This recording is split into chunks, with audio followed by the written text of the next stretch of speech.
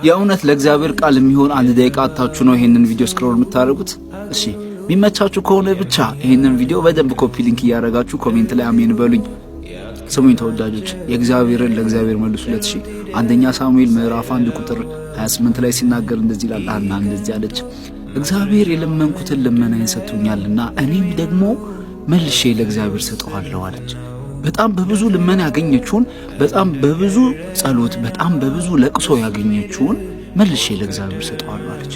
በጣም ለፍታ እኮ ነው ያገኘችው፣ በጣም አልቅሳ ነው ያገኘችው፣ ግን ለእግዚአብሔር መልሼ ሰጠዋለሁ፣ እድሜውን ሙሉ በሱ ዘንድ ያገለግላል አለች። ስሙኝ ተወዳጆች፣ ሁሉም ነገር ውበት ያለው ባለቤቱ ጋር ነው። እሺ እንኳን ከኛ የሆነ ነገር ቀርቶ እኛ እንኳን የእግዚአብሔር ነን፣ እኛ እንኳን ለእግዚአብሔር ነንና የሚገባውን ለእግዚአብሔር ስጡት፣ ራሳችሁን ስጡት፣ ከሱ የተቀበላችሁትን መልሳችሁ ስጡት። ሁሉም የሚያምረው በባለቤቱ ነው። አልቅሳችሁ ተቀበሉት፣ ለምናችሁ ተቀበሉት፣ ግን ደግሞ መልሳችሁ ለእግዚአብሔር ስጡት።